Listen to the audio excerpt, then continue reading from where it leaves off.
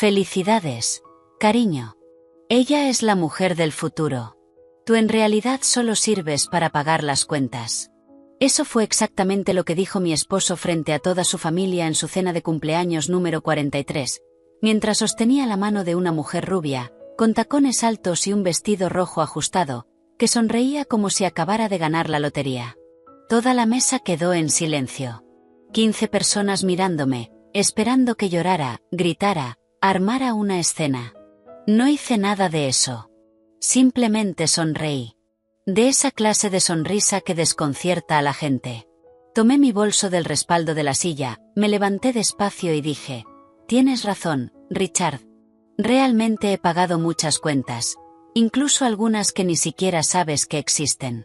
Su expresión cambió. Por un segundo vi miedo en sus ojos. Miedo real, como si acabara de darse cuenta de que había cometido un terrible error. Pero no duró mucho.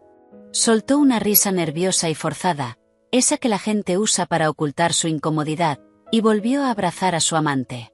Salí de ese restaurante con la cabeza en alto, los ojos secos y el mentón firme. Me subí al coche, cerré las puertas con llave, esperé a que mi respiración se calmara y llamé al señor Andrews, el abogado, quien durante 6 meses había estado preparando meticulosamente todo aquello que mi esposo creía que era suyo. Michael, dije con voz firme y controlada. Puedes empezar mañana. El restaurante era uno de esos lugares caros en Soho, con luces bajas que proyectaban sombras en las paredes, mesas de madera oscura pulida que reflejaban la luz de las velas y camareros vestidos de negro que se movían como sombras silenciosas entre las mesas negras. El aire era denso, casi sofocante, con el olor del Cabernet de Napa Valley y un perfume excesivamente caro, del tipo importado que cuesta más de $300 la botella. Era noviembre, ese frío neoyorquino nítido antes de la primera nevada real. Y podía sentir mi blusa de seda pegándose a mi espalda, el sudor nervioso deslizándose por mi cuello, incluso con la calefacción al mínimo. Mi corazón latía tan fuerte que estaba segura de que las personas a mi alrededor podían oírlo como un tambor resonando en mi pecho. Mis manos temblaban ligeramente, pero las mantuve firmes, casi rígidas, sujetando el asa de mi bolso Michael Kors de cuero genuino. El mismo bolso que había comprado con mi propio dinero ganado con esfuerzo, con mi salario como gerente de compras de una cadena de supermercados. Ese día tenía 41 años. 41 años de vida, 18 de ellos al lado de ese hombre. Tenía el cabello castaño lacio hasta los hombros, que yo misma recogía cada mañana en un moño práctico porque no tenía tiempo para el salón ni paciencia para cuidados elaborados. Mi ropa era sencilla pero bien cuidada, siempre limpia y planchada. Mis uñas eran cortas, sin esmalte, porque trabajaba con las manos y era inútil intentar mantenerlas perfectas. Mi maquillaje era ligero, solo labial nude y un poco de rímel. Siempre he sido de esas mujeres que pasan desapercibidas. Ya sabes, la que trabaja duro, se levanta a las 6 de la mañana, llega a casa a las 7 de la tarde y aún así prepara la cena, la que se ocupa de todo y de todos, pero a la que nadie ve realmente, nadie nota, nadie valora. Richard estaba en la cabecera de la mesa, como siempre le gustaba, ocupando el lugar de honor, el centro de atención. Llevaba una camisa de diseñador azul claro, sin corbata, con 2 botones desabrochados para mostrar los vellos canosos en su pecho que él creía encantadores y que se empeñaba en exhibir. Su cabello tenía demasiado gel, canoso en las sienes, un estilo que él pensaba que lo hacía ver maduro e interesante. Una barriga prominente de cerveza que ya no podía ocultar ni siquiera con camisas bien cortadas. Sonreía ampliamente con esos dientes blancos perlados que yo había pagado para blanquear 3 años antes en un tratamiento que costó $1.500. La mujer a su lado, esa Jessica, debía de tener como máximo 28 años, quizá incluso menos. Una rubia decolorada con ese tono amarillo artificial, pestañas postizas tan largas que parecían tocar sus cejas y ese bronceado artificial de alguien que pasa los días en el gimnasio y en cabinas de bronceado. Llevaba un vestido rojo que apenas le cubría los muslos, tan corto que tenía que acomodarlo con cada movimiento, y un escote que dejaba poco a la imaginación. Sus dedos tenían uñas acrílicas largas y rojas, muy caras, y tocaba el brazo de mi esposo con cada frase, riendo demasiado fuerte, soltando carcajadas exageradas ante chistes que ni siquiera eran graciosos.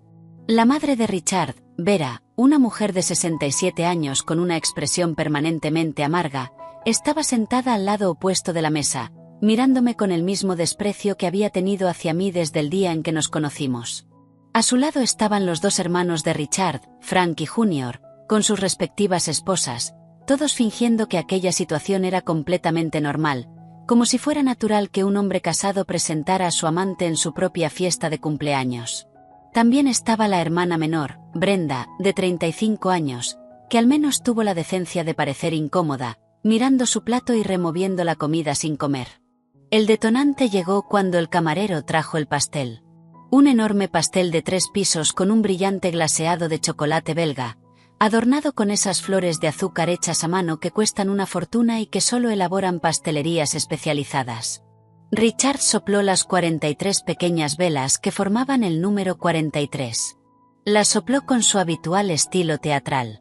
Y mientras todos aplaudían con cortesía, atrajo a Jessica hacia sí de manera posesiva y le dio un beso. Un beso francés largo y profundo frente a todos, frente a mí, su esposa legal desde hacía 18 años. Y entonces soltó esa frase. La frase que había pensado, planeado decir, ensayado en su cabeza solo para humillarme de la forma más cruel posible, porque eso era lo que mejor hacía, humillarme. En los últimos años se había convertido en un deporte para él, un pasatiempo, una forma de entretenimiento. Pero esta vez era diferente, porque esta vez yo estaba preparada. Había guardado cada prueba, cada documento, cada estado de cuenta, cada conversación grabada.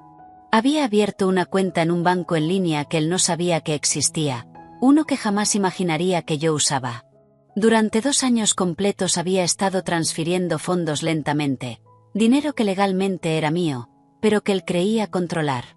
Y había contratado al mejor abogado de derecho familiar de la ciudad de Nueva York, un hombre de 55 años, con el cabello gris perfectamente cortado y trajes italianos impecables, que me miró a los ojos en nuestra primera consulta, sostuvo mi mano y dijo con convicción: «Señora Patricia Adams, cuando yo termine, su esposo tendrá que pedir permiso hasta para respirar». Cuando salí de ese restaurante, miré hacia atrás una última vez. Richard me observaba a través de la ventana de cristal y por primera vez en mucho tiempo vi algo diferente en su rostro. Ya no estaba riendo. Estaba pálido, preocupado. Conocí a Richard en 2005 en la fiesta de graduación de un amigo en común que estudiaba ingeniería. Yo tenía 22 años. Acababa de graduarme en Administración de Empresas en la Universidad de Nueva York y estaba llena de planes ambiciosos. Quería viajar por el mundo, construir una carrera internacional, vivir sola en mi propio apartamento, ser independiente.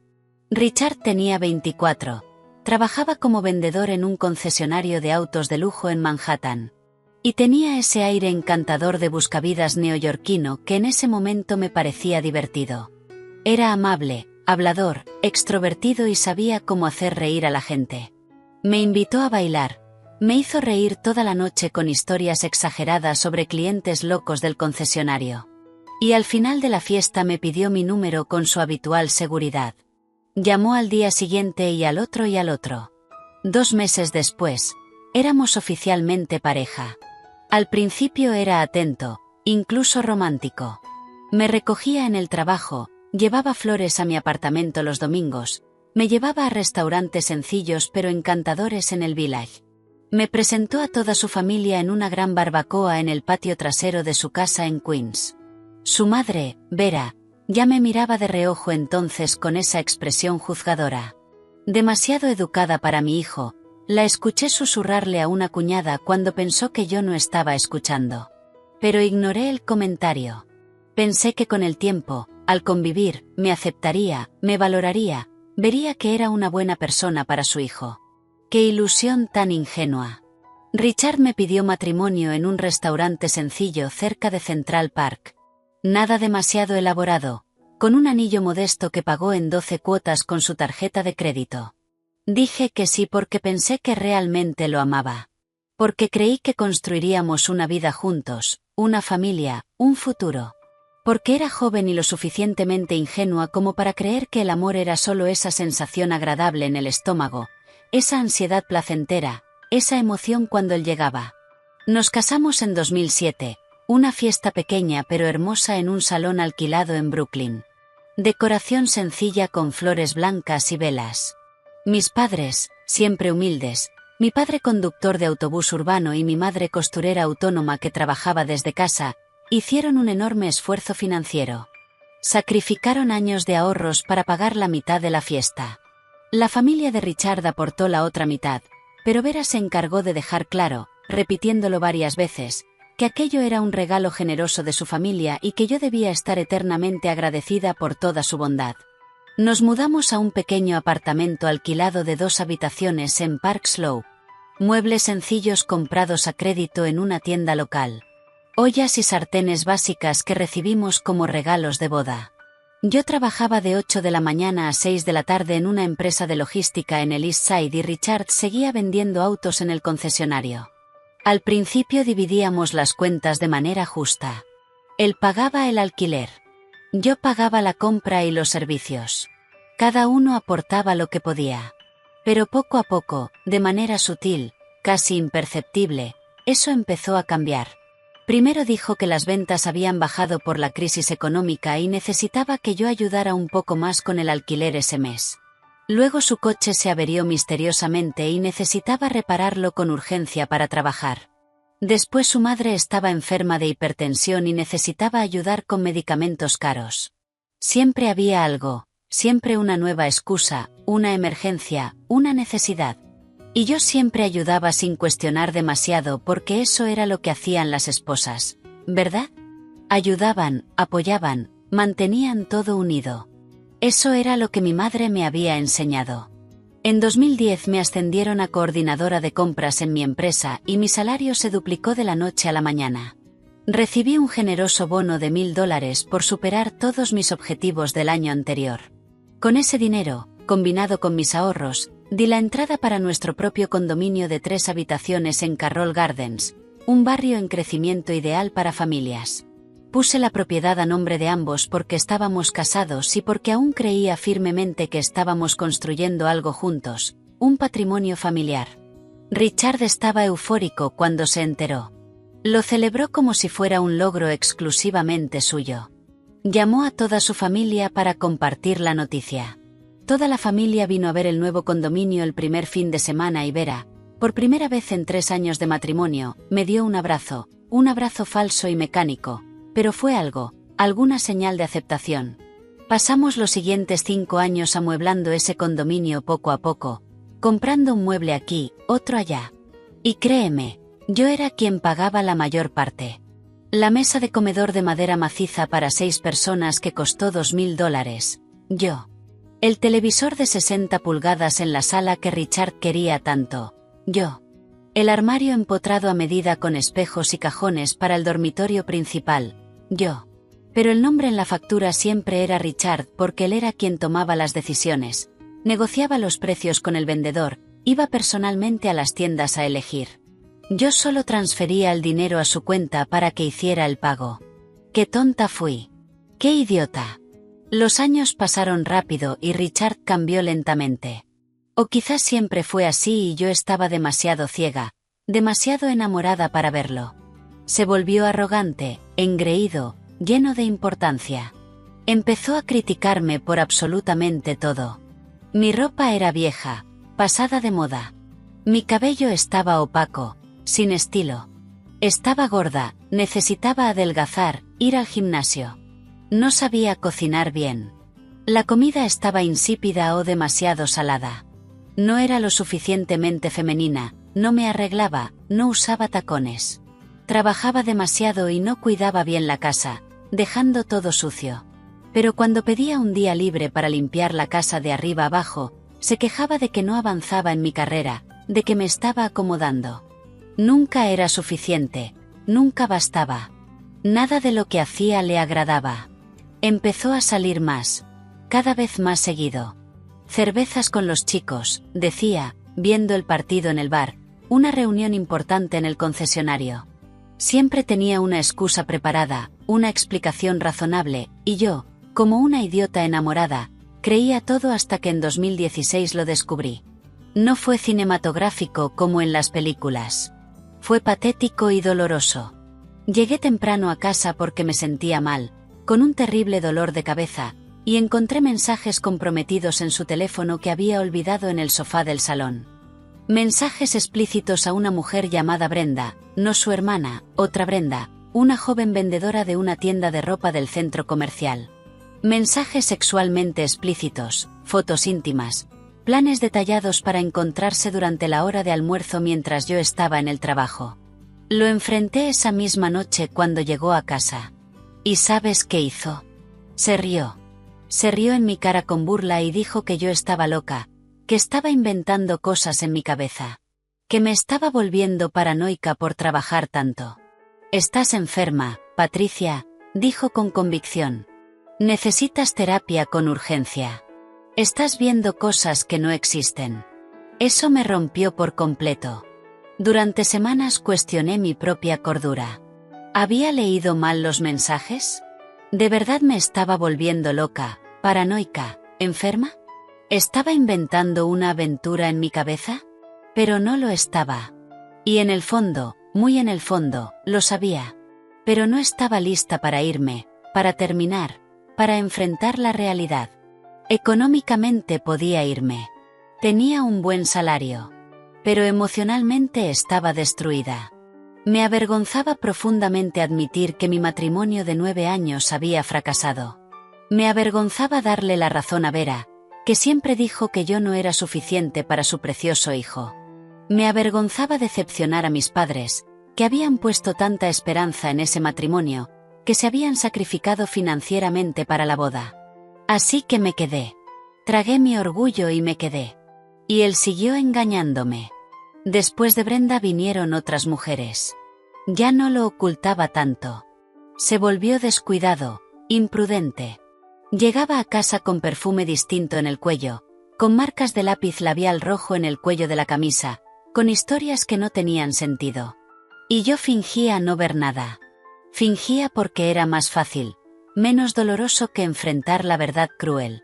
En 2019 me ascendieron otra vez, esta vez a gerente regional de compras, un puesto importante. Mi salario subió a $12,000 al año. Finalmente estaba ganando buen dinero, realmente buen dinero, viajando por todo el país, visitando proveedores, obteniendo reconocimiento profesional, siendo respetada en el trabajo. Pero en casa, era completamente invisible. Richard apenas me hablaba durante la semana. Cenábamos en un silencio pesado, cada uno mirando su propio plato. Dormía dándome la espalda, en el borde de la cama, lo más lejos posible. El sexo se había vuelto una rareza. Ocurría una vez al mes, quizá. Mecánico, sin un beso, sin afecto. Humillante. Me sentía usada, descartada como un objeto. Pero seguía pagando la hipoteca y las cuotas del condominio. Seguía poniendo comida en la mesa todos los días. Seguía lavando su ropa, planchándola, organizándola porque eso era lo que había aprendido desde niña. Eso era lo que hacían las esposas. Era mi obligación. Luego, en enero de 2023, mi abuela materna, la abuela Marie, falleció.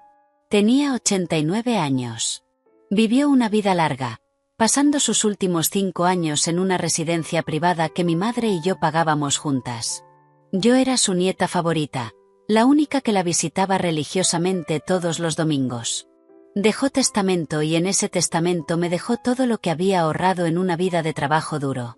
Una casa antigua pero bien mantenida en Queens, valorada en el mercado en alrededor de $160,000, y una cuenta de ahorro sólida de $70,000 que había reunido centavo a centavo vendiendo ropa en un mercado local, un total de $230,000, una fortuna. Richard no sabía nada de eso. No se lo conté. No se lo conté porque algo dentro de mí, algún instinto primitivo de supervivencia que creía haber perdido años atrás, me dijo que guardara silencio, que lo mantuviera en secreto. El proceso sucesorio estaba en marcha, lento como siempre, pero ya había recibido una parte significativa de los ahorros. Abrí una cuenta en otro banco, un banco en línea moderno que él ni siquiera sabía que yo usaba, que jamás descubriría. Puse todo allí, hasta el último centavo, Y fue entonces cuando todo empezó a cambiar radicalmente en mi cabeza. Me di cuenta de que tenía una salida. Me di cuenta de que ya no lo necesitaba para nada. Me di cuenta de que por primera vez en muchos años tenía poder real, poder financiero, el poder de elegir. Pero no actué impulsivamente. Hice algo mucho mejor, mucho más inteligente. Empecé a planear meticulosamente. Busqué en Internet a los mejores abogados de derecho familiar de la ciudad de Nueva York. Leí decenas de opiniones de clientes. Revisé casos reales que habían ganado en los tribunales. Encontré al señor Michael Andrews, un abogado reconocido, con una oficina lujosa en Park Avenue y una reputación sólida por ser absolutamente implacable en divorcios complicados y conflictivos. Programé una consulta inicial en marzo de 2023. Fui sola durante mi hora de almuerzo, cuando Richard pensaba que estaba en una reunión importante con proveedores. La oficina era exactamente como la imaginé. Ventanales de piso a techo, acero cepillado, decoración moderna y minimalista, una vista impresionante de la avenida bulliciosa debajo. El señor Andrews era un hombre alto, delgado y elegante, con gafas de montura fina, que me saludó con un apretón de manos firme y profesional. Por favor, tome asiento. Cuénteme su historia. Tómese su tiempo, dijo, señalando un cómodo sillón de cuero. Y se la conté. Se lo conté absolutamente todo. Las múltiples infidelidades a lo largo de los años, las humillaciones públicas y privadas, el dinero que transfería a su cuenta y que misteriosamente desaparecía, los bienes a nombre de ambos que yo había pagado sola, la considerable herencia que había recibido recientemente y de la que él no tenía idea. El señor Andrews escuchó en completo silencio durante casi 2 horas, tomando notas meticulosas en un bloc legal amarillo. Cuando terminé, se quitó las gafas, limpió los lentes con calma, me miró directamente a los ojos y dijo: Patricia, tienes un caso muy sólido, extremadamente sólido. Si haces exactamente lo que te diga, si sigues cada una de mis instrucciones al pie de la letra, saldrás de este matrimonio con todo lo que legalmente te pertenece, y él no podrá hacer absolutamente nada para impedirlo. Firmé el contrato de representación ese mismo día sin dudar. Pagué el anticipo inicial de $10,000 en efectivo con dinero limpio de la herencia. Y salí de esa elegante oficina sintiendo algo que no sentía desde hacía años. Esperanza genuina. Esperanza de libertad. Durante los siguientes 6 meses, reuní pruebas de manera sistemática y metódica. Capturas de pantalla de mensajes comprometidos. Había hecho una copia completa de aquella conversación fatídica de 2016 y de todas las demás que siguieron con los años. Fotos sospechosas que él publicaba en redes sociales desde lugares en los que afirmaba no estar, registros en hoteles y restaurantes, estados de cuenta detallados que mostraban grandes gastos en hoteles de lujo, restaurantes caros y regalos costosos que yo nunca recibí. Grabé conversaciones importantes, nada ilegal, solo conversaciones normales en las que él estaba presente y consciente, que demostraban claramente su patrón de comportamiento abusivo y manipulador. Reuní cuidadosamente recibos de absolutamente todo lo que había pagado a lo largo de los años: electrodomésticos, muebles a medida, reformas del condominio, todo. El señor Andrews fue meticuloso y profesional. Ordenó una tasación oficial del condominio por un perito autorizado, que ahora estaba valorado en $850,000 debido a la revalorización inmobiliaria en la zona. Revisó minuciosamente nuestra cuenta conjunta y descubrió que Richard había retirado subrepticiamente $56,000 en los últimos 3 años sin mi conocimiento ni consentimiento para gastarlos en sus amantes. Eso tenía un nombre legal específico: disipación de bienes matrimoniales, y era fundamento legal para que tuviera que devolver cada centavo en la división de bienes. También descubrimos que el coche que conducía con orgullo, un Honda Civic 2020 nuevo que decía haber comprado con su propio dinero, había sido financiado con mi nombre como principal codeudora, y yo era quien religiosamente pagaba las cuotas mensuales mediante un débito automático que él había configurado en secreto. Ni siquiera sabía que mi nombre figuraba allí. El señor Andrews sonrió con satisfacción ante ese hallazgo y comentó: «Es arrogante y estúpido. Esa combinación siempre facilita enormemente nuestro trabajo».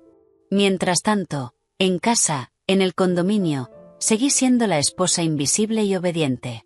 Cocinaba todos los días, Limpiaba la casa los fines de semana, pagaba todas las cuentas a tiempo. Pero por dentro era completamente diferente, transformada. Tenía un secreto poderoso, y ese secreto me daba fuerza interior. Cada vez que Richard me humillaba, y seguía humillándome constantemente, llamándome gorda, fea, vieja, diciendo que ningún hombre en el mundo me querría jamás, yo sonreía en secreto porque sabía exactamente lo que venía. Sabía que pronto lo perdería absolutamente todo. Y eso me mantenía mentalmente sana, equilibrada. En septiembre de 2024, solo 2 meses antes de la fatídica cena, Richard empezó a volverse más audaz y descuidado con su nueva amante, esa Jessica. Era diferente a las demás. Más joven, más atrevida, más exigente, y él estaba completamente obsesionado con ella. Empezó a hablar de ella abiertamente en casa como si me estuviera poniendo a prueba, provocándome. Conocí a una chica muy interesante en el trabajo, decía con naturalidad. Está llena de energía positiva. Te vendría bien tener un poco de esa energía. Yo fingía no oír. Fingía estar ocupada con el teléfono, con el trabajo, con cualquier cosa. Pero el señor Andrews oía cada palabra porque yo grababa discretamente todo y le enviaba los audios para analizarlos. Y entonces llegó la invitación a su cena de cumpleaños. Normalmente, estas fiestas se celebraban en la casa pequeña y abarrotada de Vera en Queens. Pero esta vez Richard insistió en un restaurante caro y sofisticado.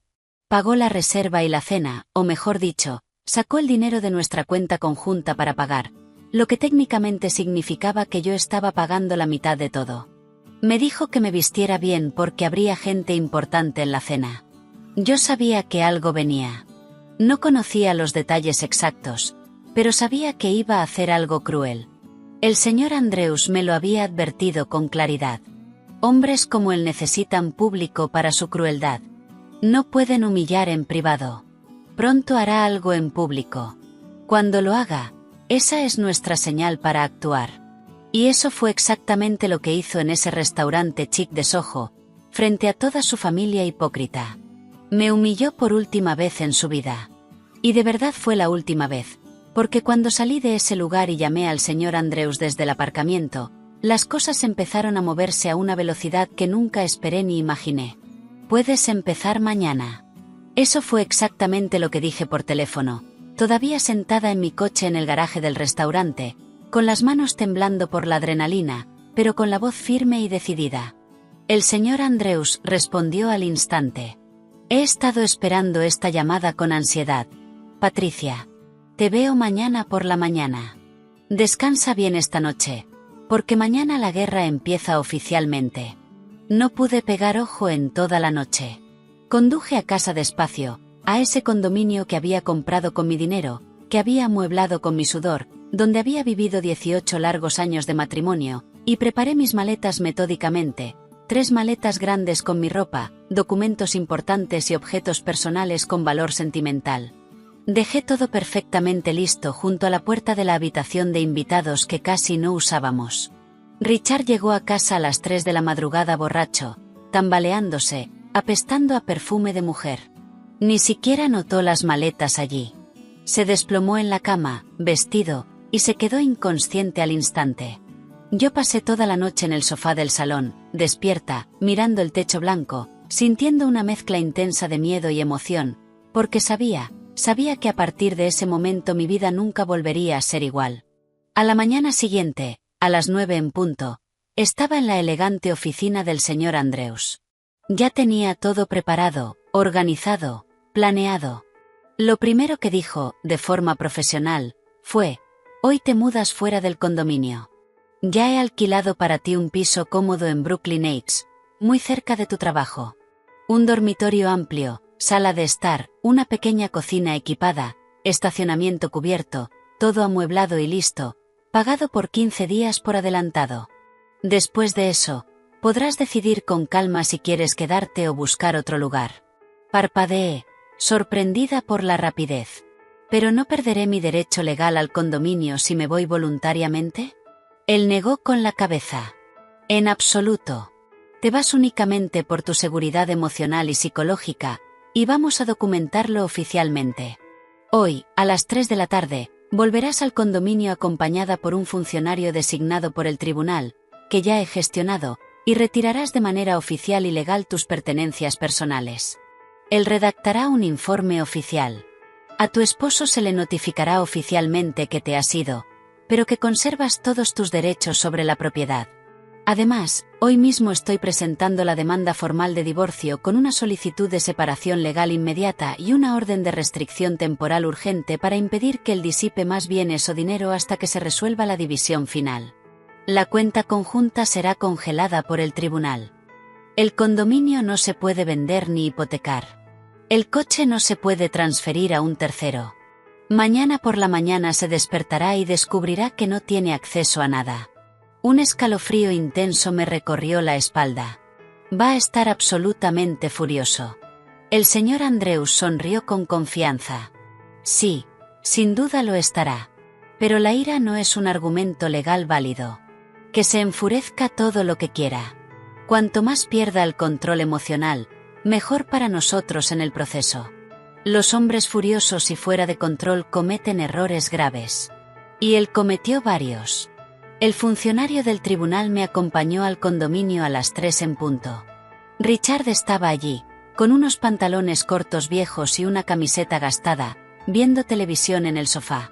Cuando vio al hombre serio de traje oscuro detrás de mí, se levantó confundido. ¿Qué está pasando aquí? Yo no dije nada. El funcionario se presentó formalmente y explicó con voz firme que estaba allí para documentar oficialmente mi retirada de pertenencias personales del hogar conyugal. Richard empezó a reír nerviosamente. Tienes que estar bromeando, Patricia. ¿Esto es algún tipo de broma enfermiza? No es una broma, dije con la voz más firme que pude reunir. Me voy y estoy presentando oficialmente la demanda de divorcio. Su risa murió al instante. No tienes el valor para hacer esto. Ya lo hice, dije con calma, y tomé las 3 maletas que habían estado preparadas desde la noche anterior. El funcionario anotó todo con detalle, tomó varias fotos del estado general del condominio y me acompañó amablemente hasta mi coche. Richard se quedó congelado en el salón, blanco como una sábana, completamente aturdido. Por primera vez en años, no tuvo respuesta. Pero lo mejor, lo más satisfactorio, llegó al día siguiente. El señor Andrews había preparado una sorpresa devastadora. Además de la demanda de divorcio y la orden de restricción para congelar bienes, presentó al mismo tiempo una demanda de reembolso por disipación de activos. Reunió meticulosamente toda la prueba irrefutable de los $56.000 que Richard había sacado en secreto de la cuenta conjunta, todos los gastos comprobables con amantes, todos los regalos caros, hoteles de lujo, cenas románticas, y exigió formalmente que devolviera todo con intereses legales y corrección monetaria. Además, solicitó legalmente que la división de bienes fuera desproporcionada. Yo recibiría el 70% del patrimonio y él solo el 30%, precisamente por la disipación probada, y como guinda del pastel, el señor Andrews descubrió en su investigación que Richard había abierto una empresa pantalla de consultoría automotriz a su nombre 6 meses antes, usando indebidamente dinero de la cuenta conjunta, y que esa empresa tenía un contrato lucrativo con el concesionario donde trabajaba, una empresa completamente falsa para desviar comisiones. Ilegalmente y no compartirlas conmigo. Eso tiene un nombre, ocultamiento fraudulento, un delito federal.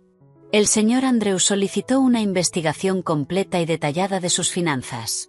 Cuando Richard recibió toda la documentación oficial, perdió el control por completo. Me llamó 23 veces en un solo día, envió 57 mensajes de texto desesperados. Todo fue documentado cuidadosamente y enviado a mi abogado como prueba. Me llamó loca, traidora, cazafortunas. Dijo que me arrepentiría profundamente, que me destruiría en el tribunal, que yo no era nada sin él, un fracaso. Pero yo tenía aliados poderosos. Y no solo al señor Andrews. Estaba Claudia, mi mejor amiga de la universidad, a quien había dejado de ver en los últimos años porque a Richard no le gustaba. Estaba celoso. Es una mala influencia para ti, decía. Es demasiado feminista, demasiado radical. Claudia también era abogada, una especialista respetada en derecho laboral. Y cuando se lo conté todo tomando un café, estaba furiosa. Te lo advertí hace años, Patricia. Te lo dije una y otra vez. Ese hombre es una completa basura, pero no me escuchaste. Tenía toda la razón, pero no guardó rencor. Al contrario, me abrazó fuerte, me dejó llorar en su hombro y dijo con determinación: ahora vamos a rematarlo de una vez por todas. Claudia me presentó personalmente a un investigador privado con experiencia, un detective retirado del NYPD que tenía una oficina discreta en una zona menos glamurosa de Midtown. Se llamaba Frank. Tenía unos 50 años, era calvo, con una barriga de cerveza prominente y una mirada penetrante que parecía verlo todo, leer a la gente. Tu abogado ya hizo muy bien la parte legal, dijo con pragmatismo. Yo haré la parte extralegal. Nada ilegal, puedes estar tranquila. Pero vamos a descubrir absolutamente todo sobre tu exesposo. Todo. ¿A dónde va? ¿Con quién habla? ¿Cuánto gana de verdad? Si tiene activos ocultos, cuentas secretas, todo. El paquete completo costaba $500. Pagué sin dudarlo ni un segundo. Frank trabajó sin descanso durante 3 semanas intensas, y lo que descubrió fue oro puro, invaluable. Richard no tenía solo esa empresa pantalla que el señor Andrews había encontrado. Tenía 2. La segunda estaba registrada con astucia a nombre de su madre, Vera. Más desvío sistemático de dinero, más ocultamiento criminal. Frank también descubrió que Jessica, la amante presumida, estaba embarazada. Tenía 2 meses, y Richard había estado pagando su carísimo seguro médico con dinero de la cuenta conjunta antes del congelamiento judicial. Frank descubrió que Richard había abierto una cuenta secreta de Bitcoin, criptomonedas, y había transferido el equivalente a $2.400 en moneda digital a esa billetera, creyendo ingenuamente que nadie podría rastrearlo. Frank sí pudo.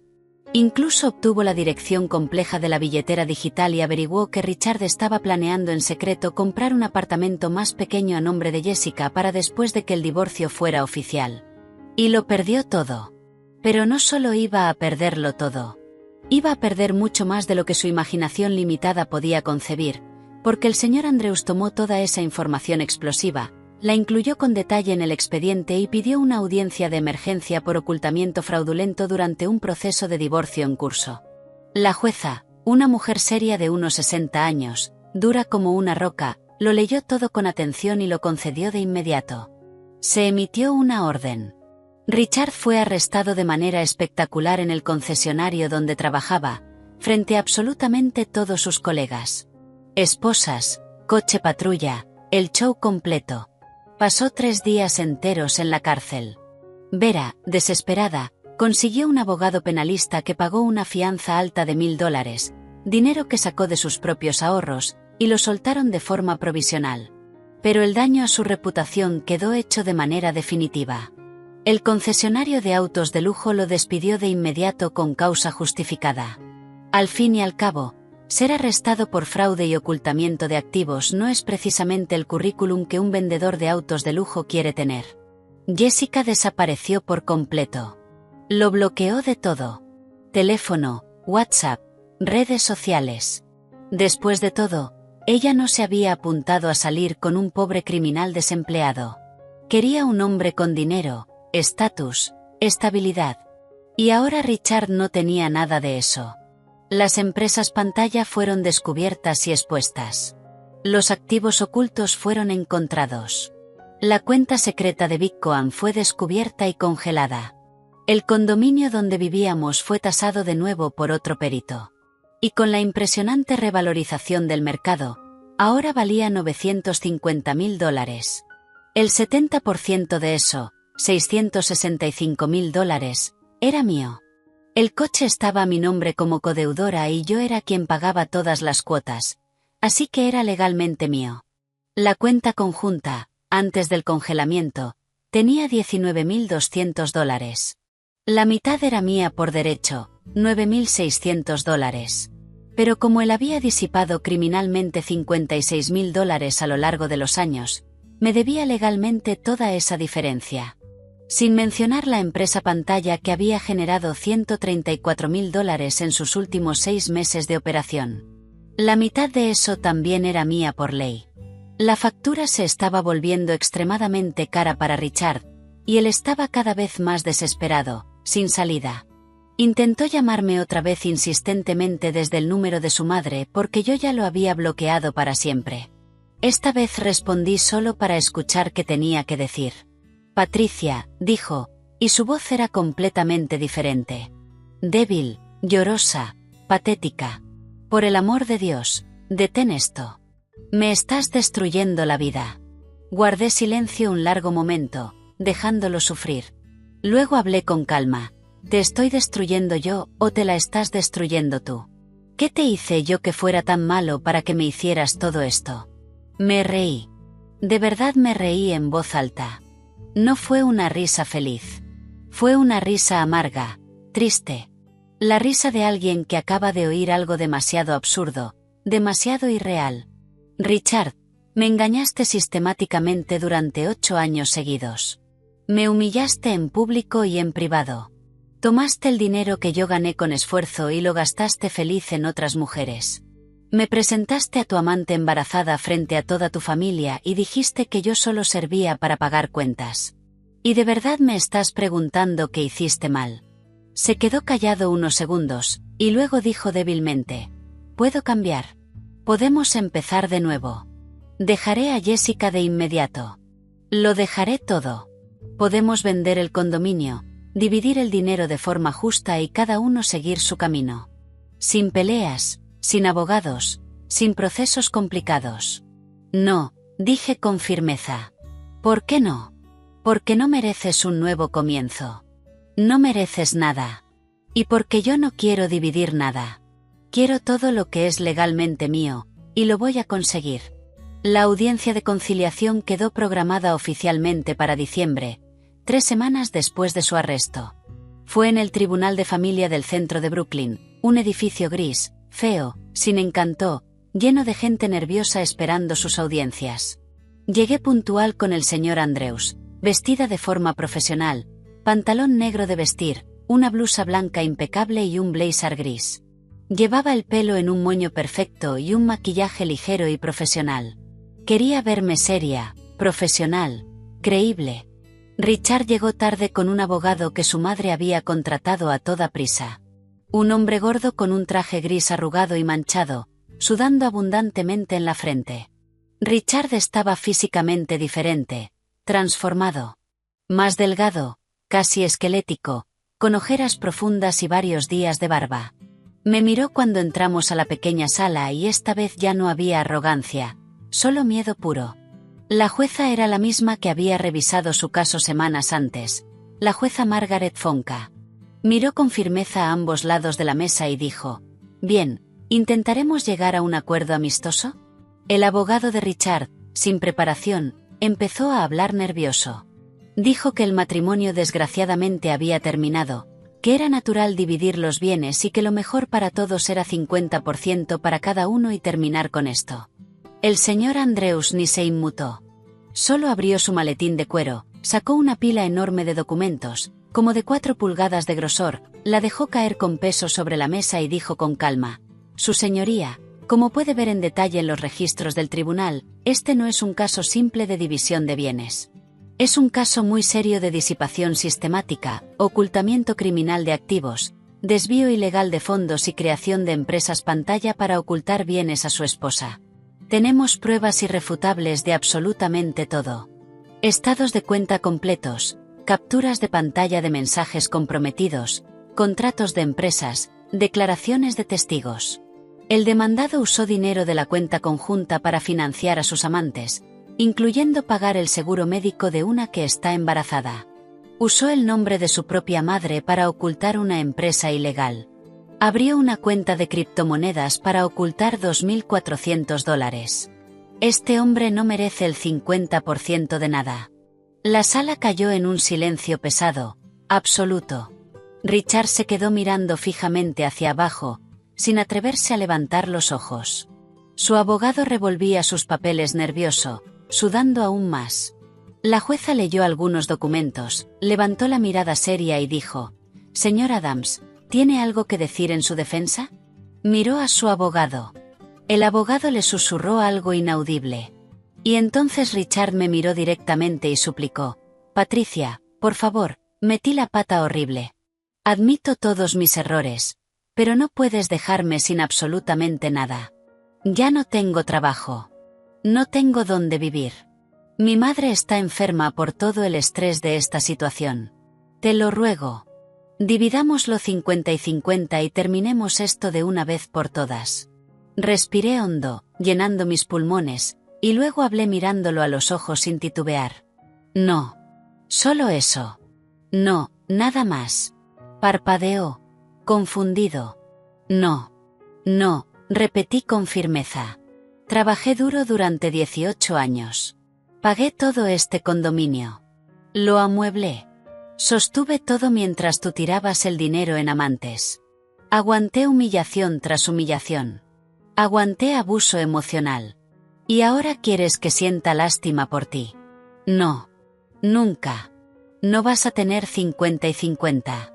Tendrás exactamente lo que ordene el tribunal, y si dependiera de mí, sería el mínimo. La jueza me miró y por un instante vi un destello claro de aprobación en sus ojos.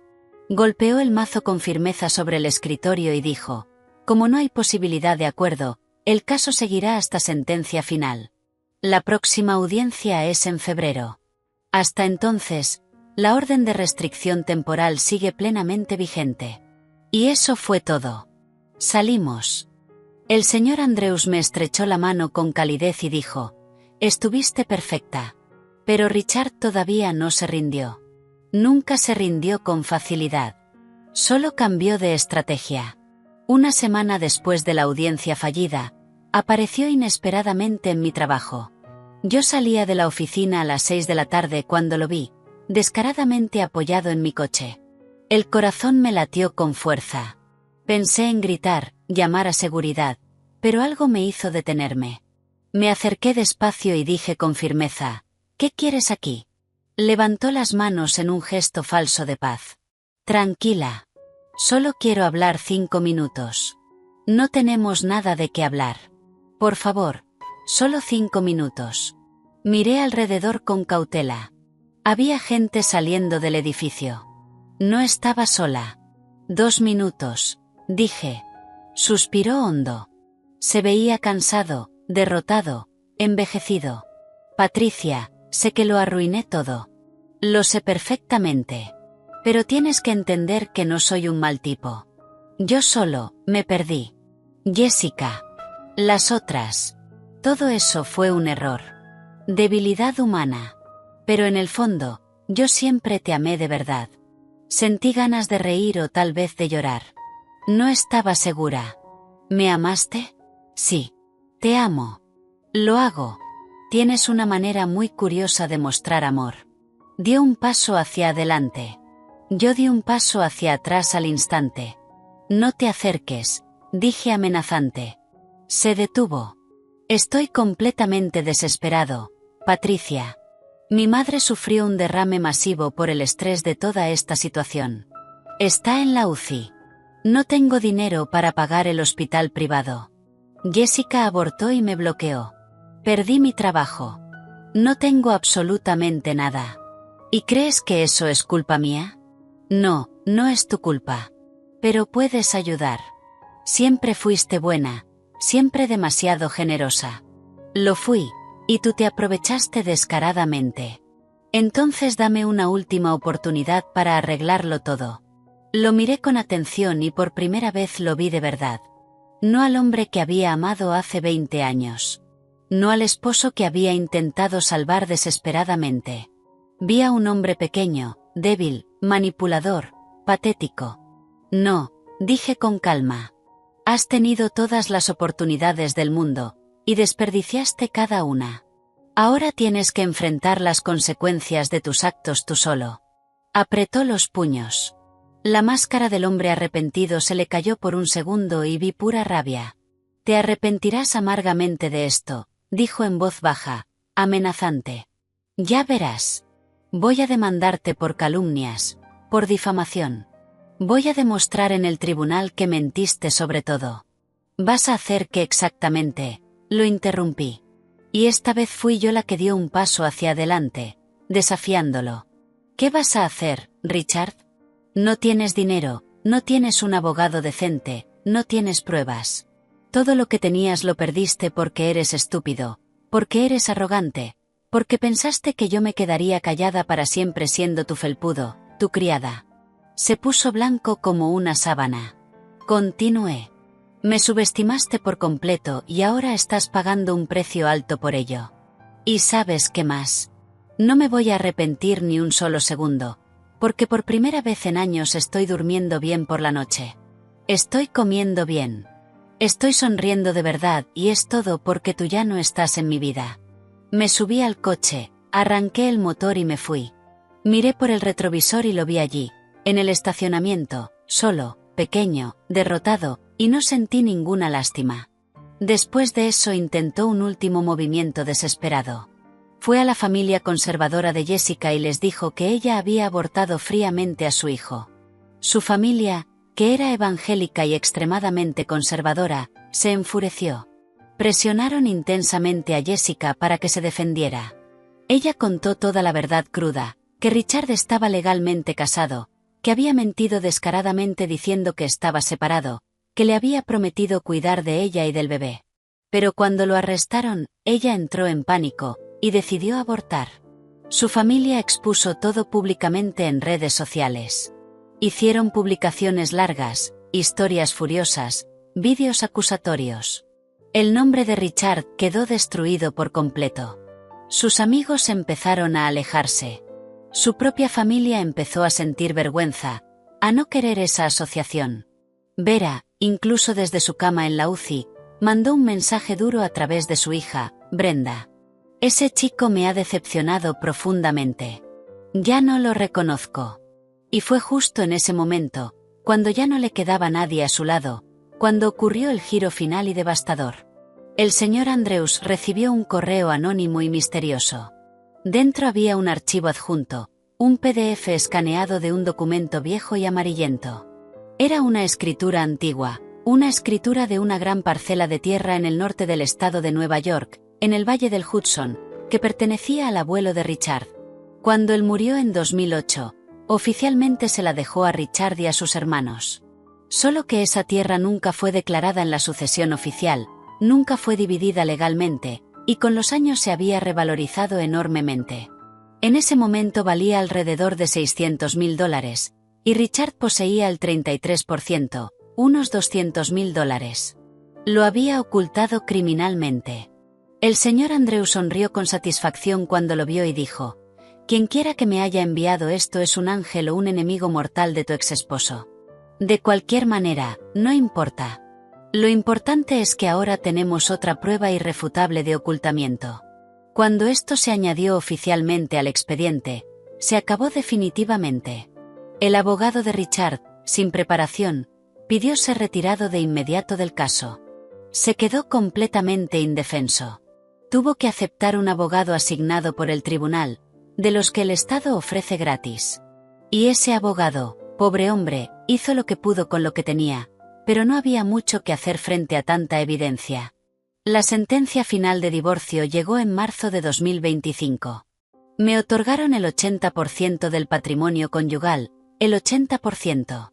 El condominio fue tasado oficialmente en $950.000.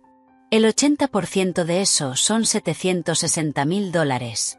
Le ofrecí elegir. O yo me quedaba con todo el condominio y le pagaba su parte en efectivo, $190.000, o lo vendíamos y dividíamos el dinero proporcionalmente. Eligió vender porque necesitaba efectivo desesperadamente. El condominio se vendió rápido, en 45 días, por $920.000. Yo recibí $736.000 limpios. Él recibió $184.000. De esa cantidad, tuvo que pagar a su abogado, los costos judiciales exorbitantes y las deudas que había acumulado. Se quedó con unos miserables $30.000, menos de lo que solía gastar en sus amantes en un año. Yo me quedé con el coche por completo. La tierra en el Valle del Hudson fue descubierta y Richard fue obligado legalmente a declarar y vender su parte. Recibió $180.000 de esa venta después de impuestos y comisiones. Pero de esa cantidad tuvo que pagarme $70.000 como compensación por la disipación de activos y el ocultamiento criminal. Al final, después de todo, Richard terminó con alrededor de $140.000. Yo terminé con más de $1.200.000, contando la herencia de mi abuela, que él nunca conoció, el dinero del condominio, mi parte de la tierra y el coche. Pero más importante que todo el dinero con el que terminé, fue mi dignidad intacta. La última vez que vi a Richard fue el día que firmamos la escritura de venta del condominio en la oficina de la compañía de títulos. Era una mañana fría de abril. Él llegó en un Uber, con vaqueros desteñidos y una chaqueta vieja y gastada. Yo llegué en mi coche, el Civic que había sido suyo y que ahora era legalmente mío. Entramos, firmamos los papeles en completo silencio. El agente de cierre leyó todo, lo selló, lo registró oficialmente y, cuando terminó, Richard me miró y dijo: derrotado, ganaste, Patricia. Felicidades.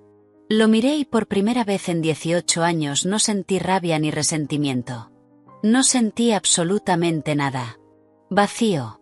Esto no se trataba de ganar o perder, dije con calma.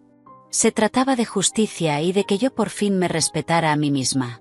Abrió la boca para decir algo, pero se rindió. Solo se dio la vuelta y se fue cojeando.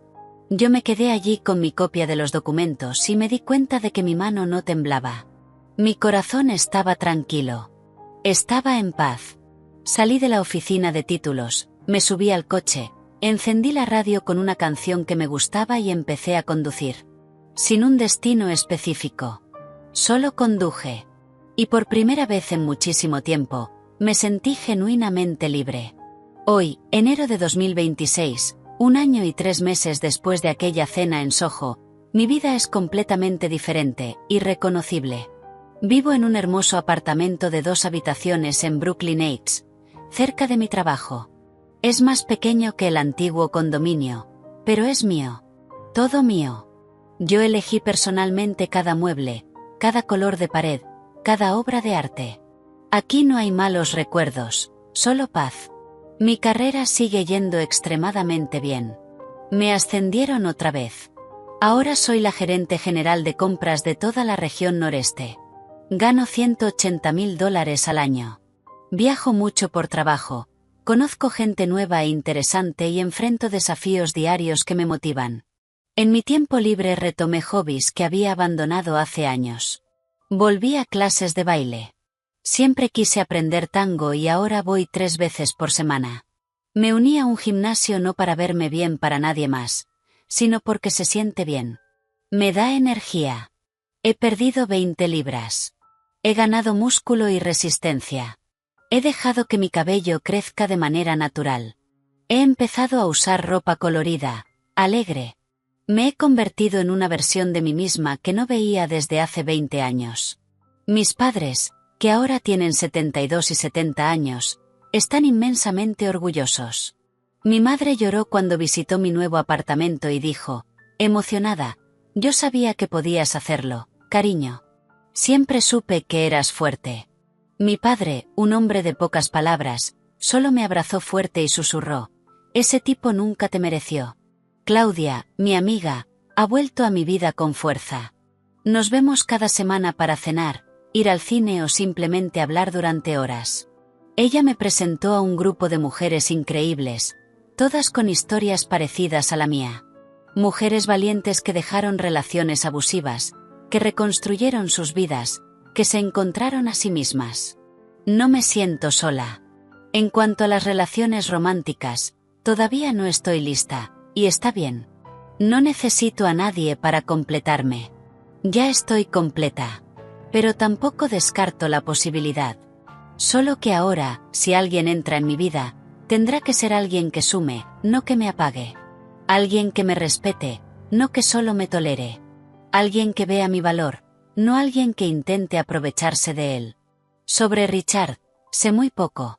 Escuché por conocidos en común que está viviendo con su madre, que se recuperó del derrame, pero tiene complicaciones permanentes. Que trabaja como vendedor en una tienda de electrónica ganando alrededor de 1,5 veces el salario mínimo. Que está solo, que intentó volver con Jessica, pero ella está comprometida con un jugador de béisbol de ligas menores y ni siquiera le respondió los mensajes. Que ha engordado, está deprimido y toma medicación con receta. No siento lástima. No siento alegría. Simplemente no siento nada. Él es una página pasada, un capítulo cerrado, una vida que dejé atrás. Aprendí muchísimo de todo esto. Aprendí que el amor propio no es egoísmo, es supervivencia. Aprendí que no puedes salvar a alguien que no quiere ser salvado. Aprendí que soy más fuerte de lo que jamás imaginé. Aprendí que el dinero sí importa, porque te da libertad y el poder de elegir. Aprendí que la justicia existe, aunque a veces tarde. Aprendí que la venganza no va de odio, va de dignidad. Y aprendí que nunca, nunca es demasiado tarde para empezar de nuevo. Hoy miro hacia atrás y veo a la mujer que yo era en aquel restaurante de Soho, escuchando a mi esposo humillarme frente a todos. Y apenas reconozco a esa persona. Parecía tan pequeña, tan perdida, tan rota. Pero no estaba rota. Estaba reuniendo fuerzas. Estaba preparándose. Y cuando llegó el momento, se levantó y no miró atrás. Si estás leyendo esto, si estás pasando por algo parecido, quiero que sepas que no estás sola. Sé que parece imposible. Sé que se siente como si no hubiera salida. Sé que él te ha convencido de que no eres nada sin él. Pero sí lo eres. Eres todo. Solo necesitas creerlo. Y cuando lo creas, cuando decidas que ya fue suficiente, verás que eres más fuerte que cualquiera que haya intentado empequeñecerte. Eres más fuerte que cualquier humillación. Eres más fuerte que el miedo. Y mereces ser feliz. Mereces ser respetada. Mereces empezar de nuevo. No importa tu edad. No importa cuánto tiempo creas que has perdido. No importa lo que creas que has sacrificado. Nunca es demasiado tarde. Nunca. Si esta historia tocó tu corazón, si te identificaste con alguna parte de este camino, deja un comentario abajo diciendo desde dónde nos estás viendo y qué fue lo que más te conmovió. Comparte este vídeo con esa amiga, prima o vecina que necesita escuchar este mensaje. La dignidad no se negocia. El amor propio va primero. Y nunca, nunca es demasiado tarde para empezar de nuevo. Dale like, suscríbete al canal y activa la campanita de notificaciones para que no te pierdas las próximas historias. Porque aquí no contamos historias vacías. Contamos historias que transforman, que sanan, que te recuerdan quién eres de verdad. Una mujer fuerte, capaz, que merece todo el amor del mundo. Un abrazo fuerte a tu corazón y recuerda que eres más fuerte de lo que imaginas. Hasta la próxima.